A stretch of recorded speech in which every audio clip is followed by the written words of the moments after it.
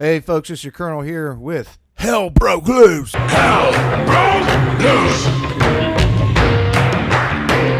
Hey, folks, this morning, just checking out some. I just woke up about an hour ago and was going over some headlines, and I thought I would just kind of bring up a few points that I'm seeing. A major shift in the overall tone, if you will, before the election coming up here. Things look like it looks good for Trump. Gotta say, it looks good for Trump. Since no one else wants to say it anymore, I'll be that guy. Number of new articles out in the past 24 hours, and I thought I'd go over a few of those with you here. How Trump could shock the world again. This is MSN. Again, not the most reliable source of journalism in the world, but none of these are. Although they are all mainstream, so this is where everybody's getting their news. So, I'll just start with this. It was late in the evening at Hillary Clinton's victory party in 2016, and by that point, the guests understood that there would be neither a victory nor a party. As Donald Trump's upset sank in among the hordes at the Javits Center in Manhattan, I asked one Clinton supporter how he was feeling. Like I want to kill myself, he said. Later, at a bar in Hell's Kitchen, I stumbled upon a group of Clinton campaign aides sitting together in tears. A tray of shots sat on the table before them, and they shared a look of shock. How could this possibly have happened? Currently, Trump trails Joe Biden by an average of 8 points nationally and is behind in every important battleground state, but his re-election still seems plausible, if only because 2016 seems so implausible. Quote, if I take my PTSD hat off, I can feel semi-comfortable where things are, Steve Schall, a Democratic strategist in Florida, told me. But it is impossible to take my PTSD hat off. You're right. You're right, Steve. You would be a fool to do so because Florida is, I think Florida's going to Trump. I'm sorry. I don't think it ever left Trump. Surrounding Trump is an apparatus that is still trying to flip states and woo evangelical, Latino, and black voters who could make all the difference in a tight race. There are some people in the Trump campaign who understand political strategy, Ryan Williams, a spokesperson for Mitt Romney's 2012 campaign, told me. They're just overridden on a daily basis by whatever the president says or does. Certainly, the chaos candidate isn't making the job any easier. At a rally last week, Trump told the people of Erie, Pennsylvania that he'd rather be somewhere other than the city they call home. Still, the president's re-election campaign is doing a few things that work. Here are 4. So they give you 4 here, and there'll be some more that we'll look at on some other articles. Trying to expand the map. The president will be better positioned for another electoral college victory if he can pry loose a state or two that Democrats won last time. His campaign has been eyeing New Hampshire and Nevada, but another target, Minnesota, has as many electoral college votes as the other two combined. Clinton carried Minnesota by only 45,000 votes in 2016, and although Republicans haven't won it since 1972, a play for Minnesota is not a bad gamble. At minimum, competing in the state forces Democrats to divert resources from other battlegrounds. Check out Minnesota. Democrats estimate that as many as 250,000 white residents who didn't go to college, the heart of Trump's base, weren't registered to vote in 2016. Republicans are taking pains to find them. While Democrats in the state have largely suspended door-to-door campaigning because of the pandemic, Republicans have kept at it. Last week, volunteers knocked on more than 130,000 doors in the state, a campaign official told me. This is the largest organization that we've ever seen and a Republican put into the state in terms of advertising dollars, principal visits, and staff on the ground. Ken Martin, the chair of the Minnesota Democratic Farmer Labor Party, told me there is no doubt they have a significant operations here. He's also got a $1.2 million campaign there. Biden's lead in Minnesota stands at 5 percentage points, according to the Real Clear Politics average of polls. That number is definitely within striking distance of Trump. If 2016 is any indicator, that number could be inflated. State-level polling proved flawed in 2016. Clinton won Minnesota by 1.5 percentage points, even though some of the final polls showed her up by double digits. So you're seeing a lot of that repeat of these hugely overinflated polls. They called her for over 10% lead in Minnesota, and she only cleared it with 1.5. That was with 250,000 potential Trump voters not registered to vote. And they have knocked on 120. Republicans have already knocked on 120,000 doors registering these voters. So a win by 45,000 people, 120,000 doors knocked on. Minnesota is a toss-up state at this point. Don't ignore the polls. Winning Minnesota would give Trump some leeway to lose another state that he won last time. It's an insurance policy, even if it isn't a game changer. Should he lose Wisconsin this time, he'd be no worse off in the Electoral College tally if he manages to wrest Minnesota and from the Democrats. Also, micro-targeting Latino voters, which you're seeing especially in Florida and Texas. Trump's campaign is sending customized messages to voters of Cuban, Colombia, Venezuelan, and Nicaraguan heritage who may be receptive to the president's anti-socialist rhetoric. A theme of Trump's messaging is that he's a bulwark against leftist ideology espoused by specific political figures in Latin America. These are folks who are generally religious and culturally conservative. Especially in Florida, the Cuban and Venezuelan voters often have left countries that have communist histories. The advantage of incumbency is we get to spend time homing in on each and every piece of the electorate.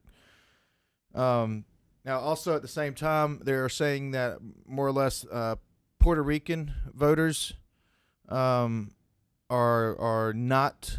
swing more towards Biden, but Miami already, and we'll get to an article. In fact, let's jump over there to this article. See if I can pull it up here. Find it. This is from Politico here. Biden mounts a late fight for Miami. This is very significant because Florida is like the key state to the path to Trump victory. It was in 2016. It is again. Trump does not want to lose Florida. A loss of Florida would be devastating. After months of dire warnings that Donald Trump is making gains in its liberal bastion, Joe Biden is finally listening to South Florida Democrats. Now, this article came out on the 5th of October. We're going to find that was actually not true. Biden did not get his ass in gear for Florida at all. For much of the campaign, Miami Democrats have been sounding the alarm at Biden's relatively tepid support among Democratic-leaning non-Cuban Hispanic voters here and throughout Florida. Problem was compounded by Trump's outsized support among Cuban Americans. So now Politico is saying that no, it's not just Cuban and Nicaraguan. Those Puerto Ricans can be in there too, voting for Trump. And I know some personally that are voting for Trump that are from Puerto Rico. Without a big winning margin and high turnout in populous Miami-Dade County, Biden would have little chance of winning the state. So over the past 2 months, Biden campaign responded by embarking on a hiring spree in South Florida, giving more local press interviews in combination with outside groups, pouring $23 million into TV commercials. And ad analytics data shows that Biden's campaign significantly outspent Trump in Spanish-spoken television ad in Florida over the last 5 weeks, spending a total of $3.1 million to Trump's $2 million. Again, who cares how much money they're spending? Trump spent what, a quarter of Hillary Clinton? She outspent him by 3 or 4 times in 2016 to no avail. Money is people's hearts isn't just something you throw money at. So, the sooner the Democrats figure that out, the sooner they can stop reporting on how much money is being spent and start reporting on what people actually think that aren't, politicos. In recent weeks, the Biden campaign has been hosting multiple car caravans for supporters to flood the streets of Miami's in recent weeks. Okay, so that was on the 5th. Now look at Politico again just yesterday or the day before. Same headline. We've got to stop the bleeding. Democrats sound the alarm in Miami. Party officials in Florida's most populous country are sweating weak early voting turnouts among several key groups. Now, this was just a couple days ago. That first article calling for Biden was on the 5th of October. This is on the 29th. This was 3 days ago. Still the same story in Florida. Despite that money that Biden put in, it is not looking good for Democrats in Florida. They are sounding the alarm about a weak voter turnout rate in Florida's biggest county, Miami-Dade, where a strong Republican showing is endangering Joe Biden's chances in the nation's biggest swing state. No Democrat can win Florida without a huge turnout and big winning margins here to offset losses elsewhere in the state. But Democrats are turning out at lower rates than Republicans and at lower rates than at this point in 2016 when Hillary Clinton won by 29 percentage points here and still lost the state to Donald Trump. They must win Miami-Dade. There is no workaround for that. Democrats are carried by the cities. because that has to offset all of those votes, those red votes from the counties. And in this case, Miami-Dade, even with 29 percentage point lead in 2016, was not enough to win over that state. And this year they are even lower than they were that year, but not among Republicans. Let's read on. One particular area of concern is the relative share of ballots cast by young voters of color and less reliable Democratic voters. Remember, for all of the talk we get of the Republicans being the party of hate and divisiveness and racism and all that, America knows better, and especially blacks and Hispanics and Asians, they're voting for Trump. So they're not buying that media narrative. Only middle-aged, rich, elitist white people and, I guess, middle-aged, rich, elitist, white, poor people, poor, elitist, white people. I'm not sure who's buying that message anymore at this point. I see it on my Facebook feed. Obviously, there are people that will buy, whatever you sell them. But these folks down here, these young people of color, not looking good for Democrats in Florida. Part of the problem, according to interviews with a dozen Democratic elected officials and operatives, is the Biden's campaign decision to discourage field staff from knocking on doors during the pandemic and its subsequent delay in greenlighting and funding to door-to-door canvassing. We did not get the kind of funding for different vendors who would do that type of work until late into the campaign, said Representative Frederica Wilson, a party institution who represents Miami's heavily black congressional district. Wilson said the good news is that Biden's running mate, California Senator Kamala Harris, is working with her on a turnout event for this weekend geared towards young black men. But the veteran congresswoman said there are still skilled operatives in her district who excel at turnout work who have yet to get approved by the campaign. A puzzling display for an operation that raised a record $363 million the month before. I screamed, hollered, I called, I lobbied from top to bottom, Wilson said, of her efforts to get turnout operations started in the community, including sending written proposals to the Biden campaign. They are ignoring Florida, folks. Biden has already called it off. Biden has already said we can't win Florida. It's pretty obvious. It's pretty obvious. Now let's go on down here to some numbers, because this is where you're going to become convinced of the same thing I guess Biden is at this point. The NAACP is helping Wilson produce a video for virtual churches that talks about the dual threats of coronavirus and not voting. Quote, there is not the turnout here in Miami in the black community that I have seen in the past. I can speculate about the reasons, but the fact is it remains concerning, says State Senator Oscar Brannon, a black Miami Democrat who held a Get Out the Vote event on Wednesday with rapper Fat Joe. To date, here we go. To date, Republicans have turned out 59% of their voters in Miami-Dade, and Democrats have turned out 53%, a 6-point margin for Republicans in Miami-Dade County. That's twice the margin Republicans had at this point in 2016. Among Hispanic voters who make up nearly 70% of the county's population, the deficit is even bigger by 9 points. 9-point lead among Hispanic voters in Miami-Dade County for Republicans currently. And we got to remember that in Miami-Dade, most of the country, in fact, Democrats put all their eggs into early voting, something that now they're trying to reverse as they realize that some of those votes aren't going to count. They're not even going to make it to their destination, something Trump and his allies were trying to warn everyone about, including their base. Democrats don't want to listen. They're always right? Well, now they're going to lose big in Florida, it looks like, as a result. Democrats have a big turnout issue in the Hispanic community in Miami-Dade, said Florida-based Democratic data analyst Matt Isbell. Hispanic Democratic turnout is only 48%, while the Republican Hispanics are at 57%. This large of a gap doesn't exist in Broward or Orange. It is a Miami problem. Polling of Florida's Hispanics has been all over the board. A Mason-Dixon poll conducted for Telemundo and released Thursday showed Biden leading Trump 48 to 43% among all Florida Hispanics, a margin that could be disastrous for Democrats. It will be disastrous for Democrats because, again, that is 5 points. That is among all Florida Hispanic voters, 5 points. Remember, they were calling double digits in 2016 for Hillary Clinton, and that still was not enough to lead. And that was not just Hispanic voters, but still just looking at that number, looking at these numbers, you're seeing that, and we've heard already that all Trump has to do, and then nationally, all Trump has to do is win 5% of Democrats, Hispanics. Just a 5% shift in Hispanic voting would have Trump winning, possibly by a landslide. Same with the black community. Just 5 to 10%, really 5%, 5 or 6%, Trump wins. Now, add 5% Hispanics and 5% of African Americans. That's not looking good for Biden. And I know that Democrats are so caught up in their racist, white, homogenous,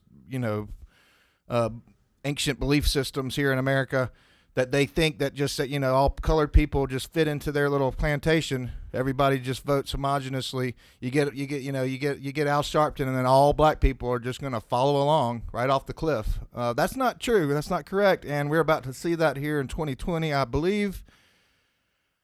Most polls show Cuban Americans, who comprise about 74% of the registered Republicans in the county, have broken hard for Trump, although Biden might be clawing some of them back. Voters with roots in Puerto Rico and other places in Latin America support Biden by large margins. While polling of Miami-Dade and Florida Hispanics has fluctuated wildly, Democrats long ago resigned themselves to the fact that Trump was making inroads with them and that Biden would not perform as well with them as Clinton, who won 65% of the state's Hispanic vote in 2016.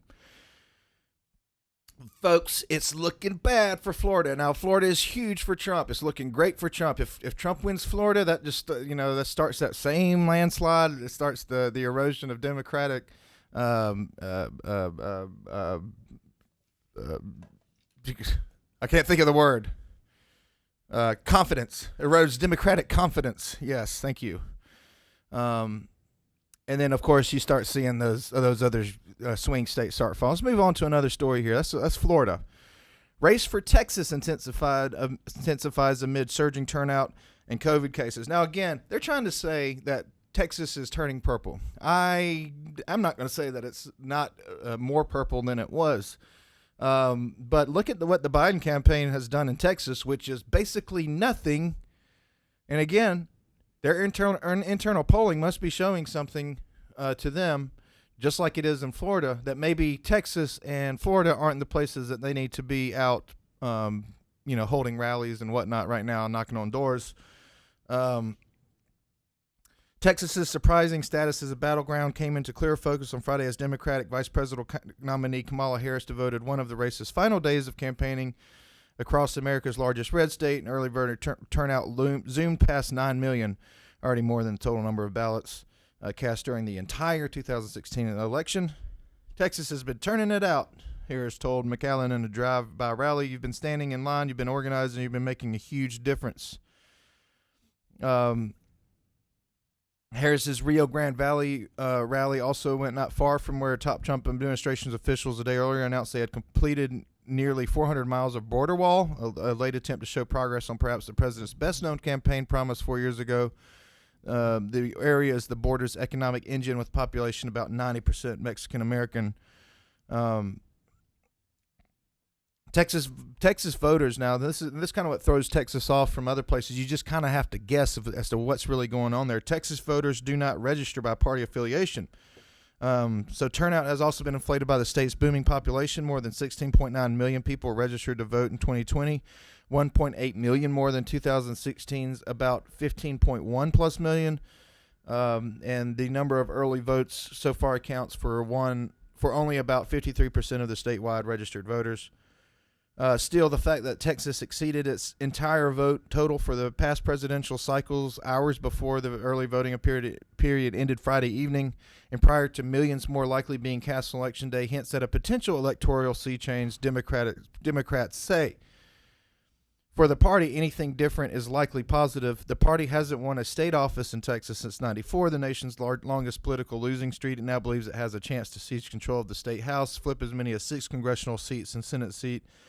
But President Donald Trump carried Texas against Hillary Clinton in 2016 by 9 points, but that was the smallest margin of Republican presidential victory since 96. That's still huge. I don't know if he led anywhere else by 9 points. To call that a toss-up, I think that's a bit overreaching, and I think the Biden campaign and their strategy for campaigning and advertising in Texas is reflective of that fact. I do not believe Texas is turning red here, and there's no reason at this point to assume that this larger number of Texas turnout is a benefit to Democrat voters. It could go either way because you do not have that bellwether of folks registering as Republican or Democrat going into the vote. So far, 36%, this is the number everybody's looking at, 36% of Texas's vote comes from a group of irregular voters, which could bode well for Trump since his campaign has made point of attracting voters who haven't been engaged in politics just like he did in 2016. Again, Democrats trying to spin Texas, but again, what's that matter? There is a theory, well, it's not really a theory, it's been a long-held political belief, I guess, but still a theory, that voters tend to vote for who they think will win, which would explain why the leftist-controlled media has spun these polls so hard left. Basically, I guess to tear down Republican confidence and make it look as though a Trump loss is all but certain, just like they did in 2016, in hopes that people will just go vote for Biden because they perceive her as the obvious winner, and just people as herd animals don't want to be on the losing team. That, I don't believe, worked. It did not work in 2016. Why would it work in 2020? And why would it do anything other than motivate Trump's base? That's been my thought about it the whole time. Apparently, Democrats disagree with me. They're probably better at their jobs than I am. But Texas still not looking good. Not looking good for Democrats. Here's another article from Politico. People are going to be shocked. Return of the shy Trump voter. 2016 pollsters Ari Kaplan and Robert Callahan saw Trump coming. In 2020, they see polls again underestimating his support. Now, remember, we kind of know that that's what's happening. Trump's support is always underestimated. His people are always, they're the basket of deplorables, right? We don't count them. We don't care about them, right? Well, they're out voting. With the November 3rd racing towards us, it can be tempting to see the 2020 election as a done deal. For months, Joe Biden has consistently and convincingly led Donald Trump in polls. Swing states in the industrial Midwest and Sun Belt appear to be headed Biden's way. And if you trust the polls, it's not a leap to imagine him winning 330 plus electoral votes.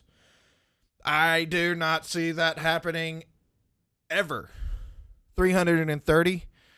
No. What did Trump win by in 2016? Was it 306 to I can't remember, 220 something maybe. 306 though was Trump's number. 330 for Biden? I don't think not. Sleepy Joe? I don't think so.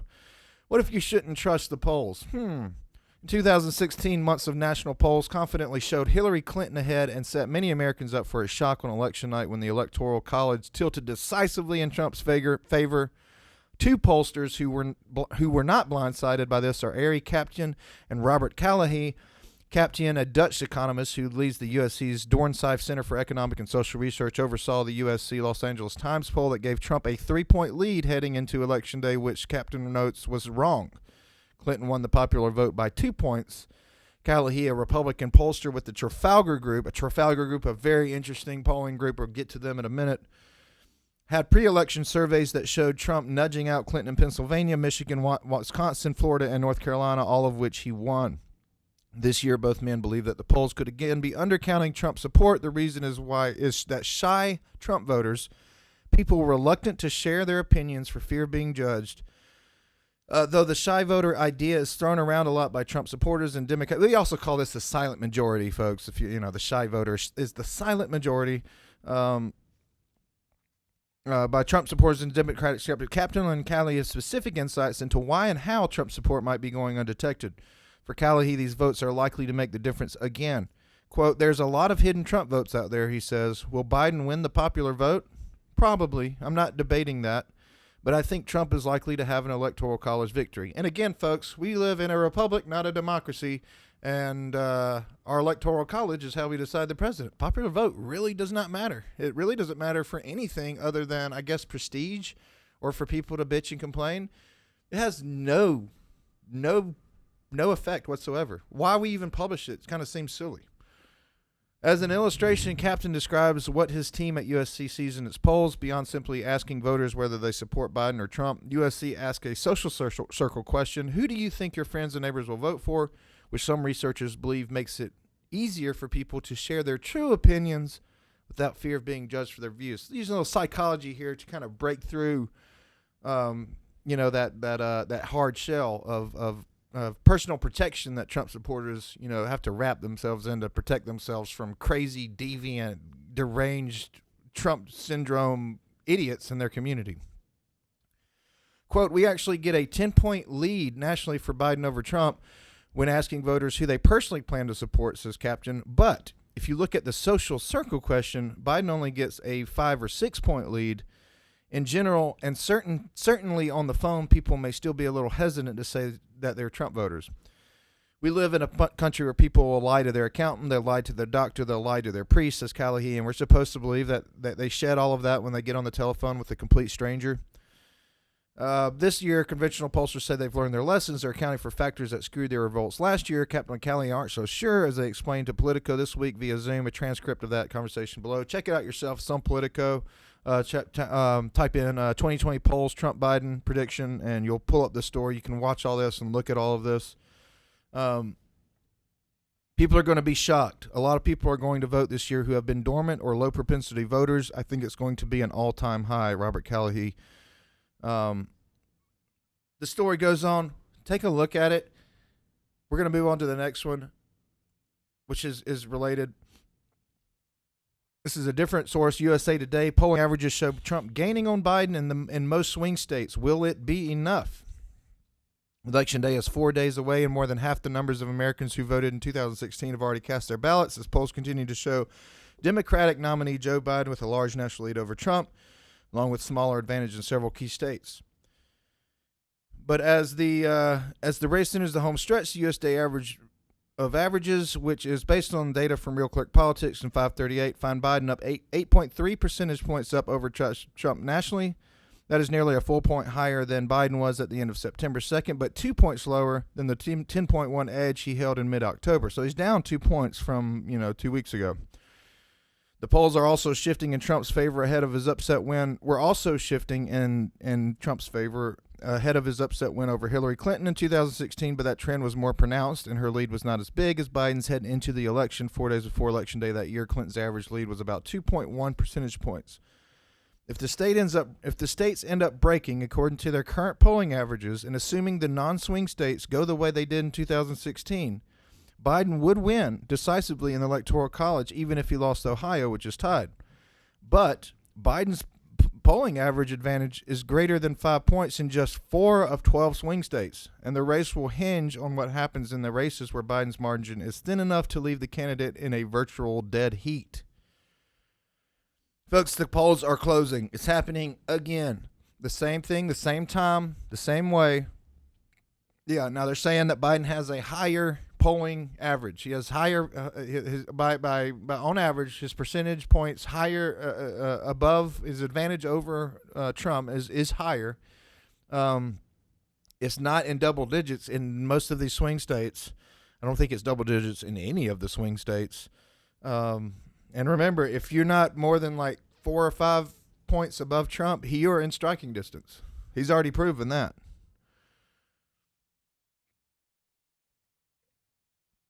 This is a Vox article. Nate Silver on why 2020 isn't 2016. Of course, Vox is like swings hard left on everything. So let's see what they're saying over here.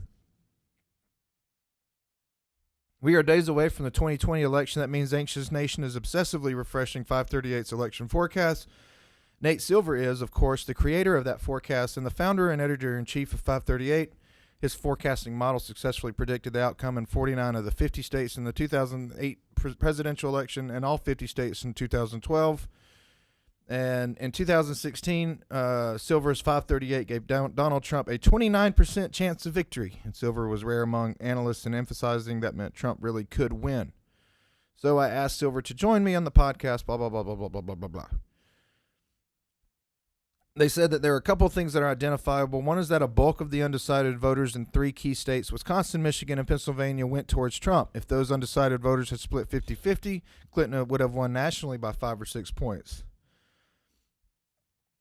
The thing that I think you blame pollsters for is education weighting. If you just randomly call people in the phone book or use a list of registered voters, traditionally you get older people more than young people, women more than men, and white people more than people of color. So polls weight responses to account for those disparities. But it's also true that people who are college educated are more likely to respond to polls. It used to be that there was no real split among educational lines and those who voted for whom. But now, at least among white voters, there's a big split between college educated Biden and Clinton voters and the non-college Trump voters. So if you oversampled college educated white voters and undersampled non-college white voters, you're going to have a poll that leans toward Clinton too much. And we're already seeing that again. And it's gotten worse. The political polarization has gotten so much worse since 2016. That when there was that silent majority in 2016, people that were just afraid to get out and say what they were going to, because they just didn't want to deal with all of the leftist bullshit. This year is, I mean, this a lot worse. So those people are less likely than they were then to basically lie or keep their mouths shut. And that's just a fact. Like, why would you open yourself up?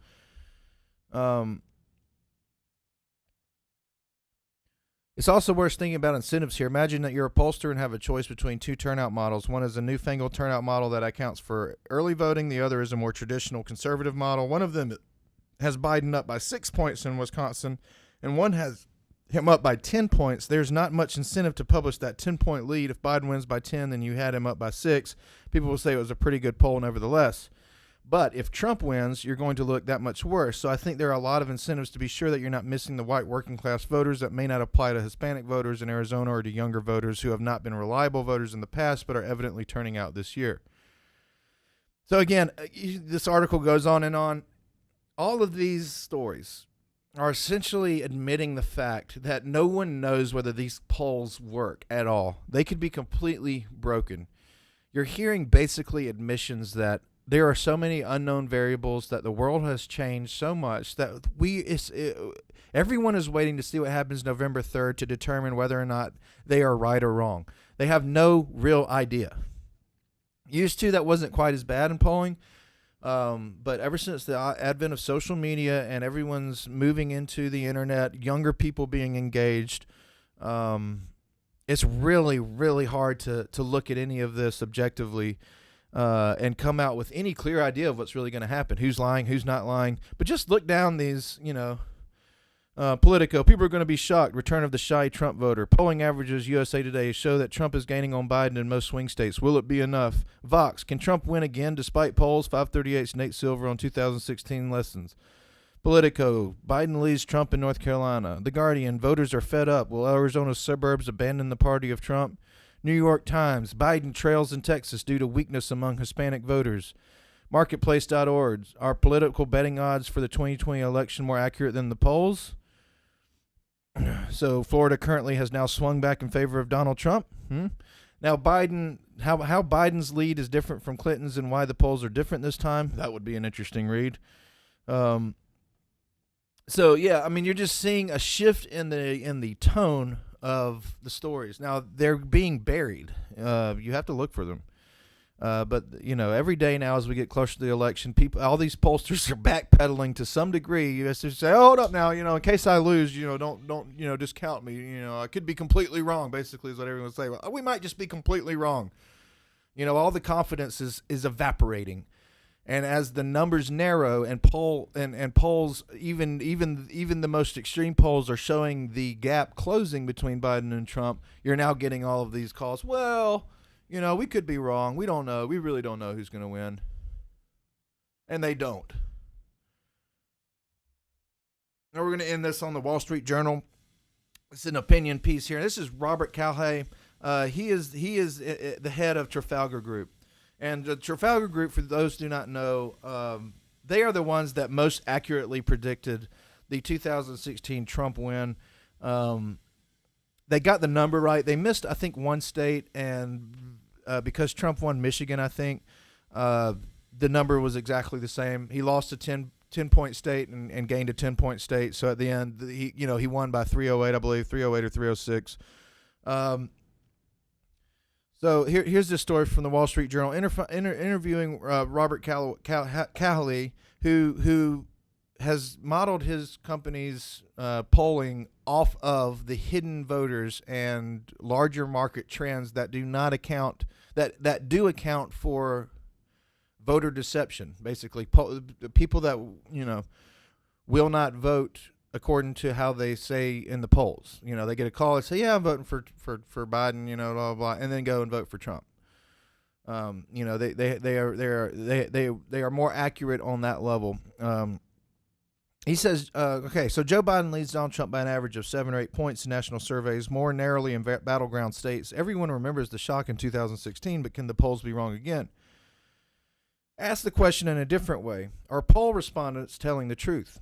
Robert Cahaly, head of the Trafalgar Group, thinks a lot of people are not. Trafalgar polls accurately foresaw the outcome in 2016, calling Florida, Pennsylvania, and Michigan for Mr. Trump.